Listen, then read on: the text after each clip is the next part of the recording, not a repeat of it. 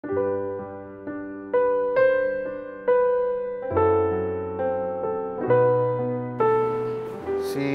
Pongpong para sa kuha, hilumon yun siya na igsuon. Pero katong pag-graduate na kong college, nag-uban mi. That time, itudloan ko niya kung saan daw pag-handle sa isang tao. Na naka-lesson pod ko sa iyahan na dili day tanan tao ma-please, especially ka nang kita mo lang ngayon, bukas iba na. Si Paul is totoong tao. Pag hindi kanya gusto, hindi talaga. Pero pag gusto kanya, hindi kanya iiwan. Yan ang kapatid ko.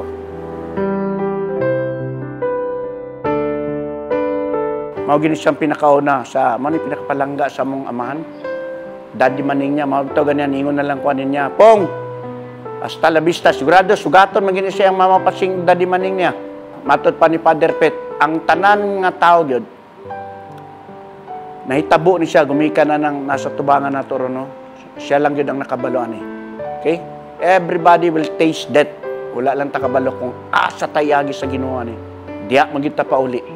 Ang Ginoo rin na ibalo. Okay, Pong, mayong paglakaw.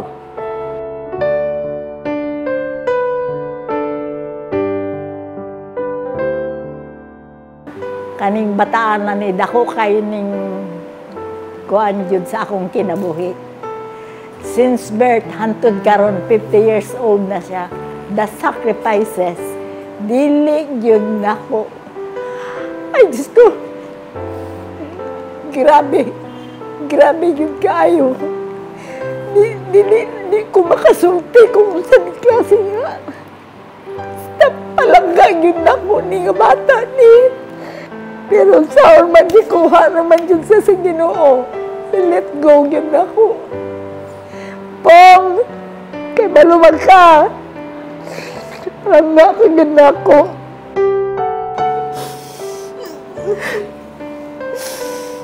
Marag since gamay pa mi, always give me vibes ni Pong Reds. Before high school, sabay gid mi anak, kauna ko na siya sa Magallanes. Kay Magallanes sir meeting place before. So sabay mi sa Magallanes, kaon ko na siya after na ko school sa Ateneo. Mag-jeep mi. Tapos syempre si Pogi manggod school yotit. So pag maglingkod na siya sa jeep, maski paghawoy na iyang tie, try gid na niya ma-straight ang iyang shoulder. Tapos ina na siya, "Huy Pongi, sakit na kay mong tiil diha ba? Kaya lantod gid maabot mi sa among adtuan, nakaana na gid siya."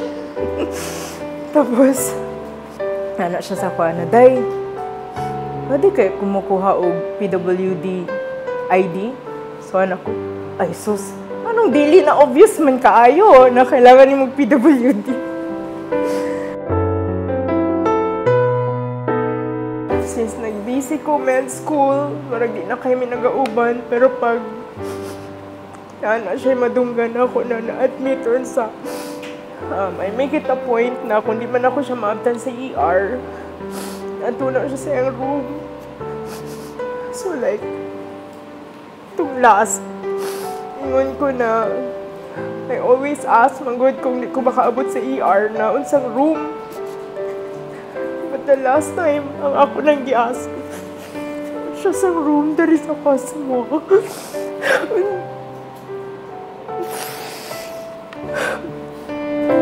Last message na ako sa kuang brother. Pong, salamat. Nag-uban ta. For how many years? Kabalo ko sa sakit. Ang imong gibati. Especially mag-inom kag tambal. Sometimes, wala mangita, walang wala. Pero mapakitaan na itong pagi. Ito ang problema. Masettle na ito na. This time pong, no pain na. rest na. Pahinga ka na. Good luck. And salamat po na nag-ubad ta. At nagsuon ta. I love you po. Paalam.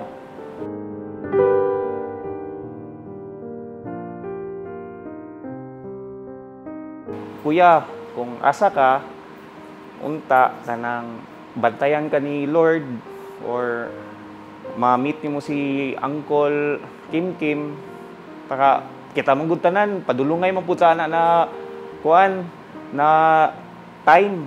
Pero dili pa nato oras, pero sooner or later, magkita gyapon tatanan dito.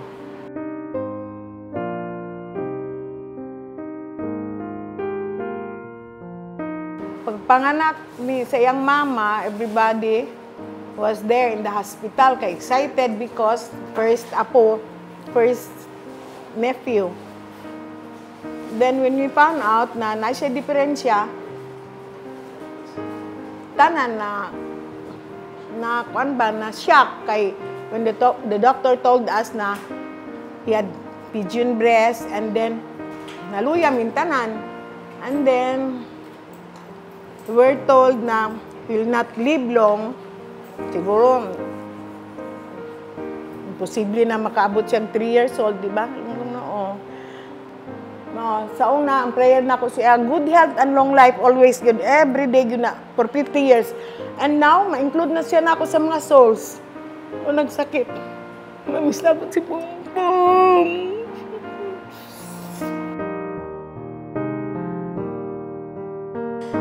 Si Pongpong, we are first cousin, no? Kaya akong mama, iyang mama maging suon. And nagsabay mi sa isa ka balay, dugay-dugay sad sa maana mo na balay, ancestral house. Ang dili na ko malimtan kay Pongpong is katong panahon na pregnant pa ko. Pero on leave na ko ato kay mga nakay na. Tapos kami lang duha ni Pongpong sa balay sa maa. Work ang tanan. Si Pongpong ni kalit lang og tawag sa kuha. Perting siya git, pan. Yang itsura mo, pan, anak. Dili ko makahinga. Ako, pregnant po. Tarantar. Tara na po, ato na tag hospital. Pag-abot na mo sa gate, sa maa, kay ana siya, okay na ko, pan. So, ang ending, balik na po sa mga balay, nangatulog ni, yahay may kwarto. So, pero ginatanaw yapon ako siya kay lagi si Pongpong, medyo in and out sa hospital, gamay maano dayon.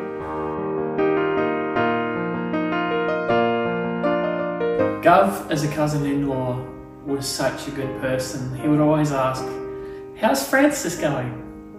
And yeah, even when he wasn't feeling well, he would always ask how I was and where I was when Trianne would go by herself. I remember when I first came to the Philippines and I was nervous about meeting Trianne's family, but Gov made me feel very welcome at Ma'a when we were drinking Coke together. Siguro ang pinakalipay na ko na ma-remember is kanang magtapok mi, mag-igagaw, magmadyong sa Ma'a, and staying really late at night. Sometimes we go home like 12 midnight or 1 a.m. I think that's the best memories with him.